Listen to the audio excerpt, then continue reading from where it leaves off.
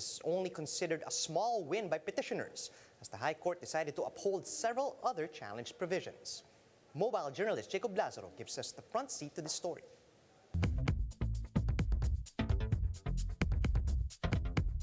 It's the most contested law to date, with 37 petitions filed against it with the Supreme Court.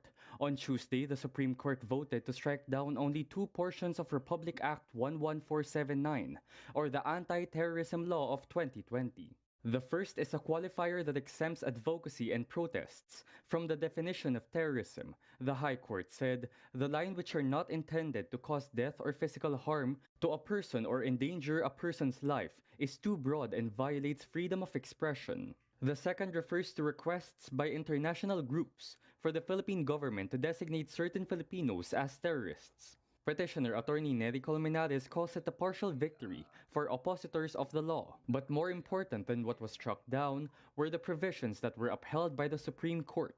The Office of the Solicitor General pointed out that the High Court declared all 58 provisions of the anti-terror law as constitutional. Interior Secretary Eduardo Año said the DILG will just make appropriate adjustments in the implementation of the law. Former NTF-ELCAC spokesman retired General Antonio Parlade agreed with the need to remove those two portions of the law. It could be abuse. For instance, may namatay because of dissent. Baka ma-charge yung mga nag-rally dito sa terrorism law. So hindi naman siguro tama yon. Other controversial provisions questioned by the petitioners were left untouched. The Supreme Court allowed the Anti-Terrorism Council to designate terror groups based on probable cause and cause the freezing of their assets. Also, Section 29, which allows warrantless arrests up to 24 days. Shouldn't there be a court proceeding where the court will decide whether or not, based on evidence, I'm a terrorist? But Parlade said, even without going through the courts, the ATC still makes heavy investigation before they press charges. Investigation yan. And then there's a lot that you need to do actually before serving a warrant. Colmenares worries the law is still vulnerable to abuse. The petitioners still plan to appeal the decision, but need to wait for the High Tribunal to release the court ruling. Mobile journalist Jacob Lazaro, we are One News. For former IBP President Attorney Domingo Cayosa, the Supreme Court's decision on the anti-terror law is a limited victory. Speaking on the big story, Cayosa said that he is disappointed that only two provisions the law were declared unconstitutional. He added that some provisions, which were not declared unconstitutional, were still unwarranted, even if compared to extreme situations under the Constitution. One is the very broad definition of what a terroristic act is. Secondly, the undue giving of power to the Anti-Terrorism Council to authorize the warrantless arrest of individuals.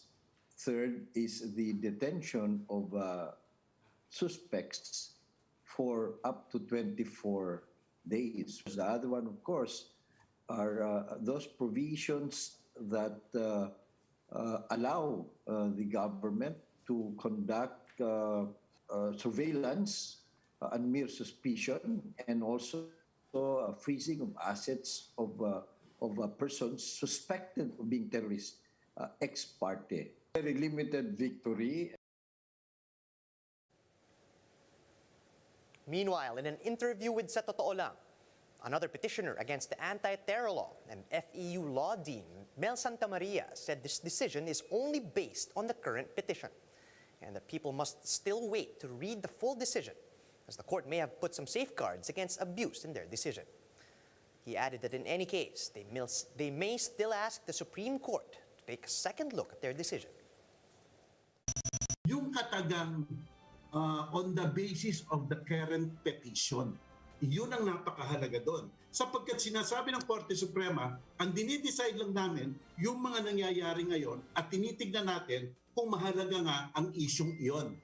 Para sa kanila, hindi pa siguro, kaya unconstitutional. You could always ask the Supreme Court to take a second look at the decision and the arguments and try to point out to the Supreme Court what probably they have missed.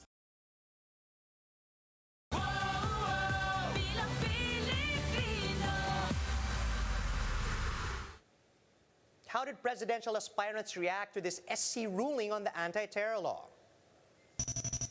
Labor leader Leody de Guzman expressed dismay that the entire law was not scrapped by the High Court. De Guzman believes the law will affect Filipinos who exercise their right to legitimate protests, and he notes that this will only silence activists and critics of the government in favor of the interests of people in power. But for Senator Ping Lacson, the Supreme Court decision is a win. On Twitter, the former PNP chief said that in the supposed struggle between peace and terror, peace has won. And Lacson notes that the decision did not put credence on the claims of petitioners that the Anti-Terrorism Council would act like a court. Meanwhile, Vice President Leni Robredo is hopeful that other concerns on the law would be substantially resolved in the SC's full decision. Robredo maintains her position that any anti-terrorism legislation must address the root causes of terrorism, and she said such laws should not be used to stifle freedom of expression or legitimate dissent. Comelec insists that their source codes are tamper-proof. The scammers are reportedly approaching political aspirants, claiming that they can alter the results of the elections and ensure victory for a candidate if the price is right. Greg Gregorio has the story. Some politicians are turning to Comelec to complain about people claiming to be capable of tampering with election results. They were offered a supposed guaranteed victory in exchange for huge sums of money. Comelec spokesman James Jimenez says this kind of scam has been around since the 2010 automated elections. That way, whoever wins, wins. Whoever loses, gets a refund. Right? So parang akala mo talaga may nagawa or may nangyari, pero walang nangyari. Presidential aspirant and Manila Mayor Isko Moreno admits that he was offered such a deal. He warns his fellow candidates. We must continue to believe in our system. The system may not be perfect, but it's there. It's functioning. Comelec has time and again said that tampering of election results is impossible. The source codes, which are now kept at a vote in Comelec, will also be deposited at the Bangko Sentral ng Pilipinas. The codes held by the IPD both are accompanied by unique hash codes, which will be published in the Comelec website to allow people to check for themselves. But election watchdog Contra Daya isn't sold. Sometimes cheating may be done not by individual counting, but after a certain frequency count. In programming, anything is possible, and if you're creative enough. Contra Daya wants an open source code review where anyone may scrutinize the codes, but Arrow notes that reviewers must only be allowed to read, download, and execute access so as not to compromise the security of the polls.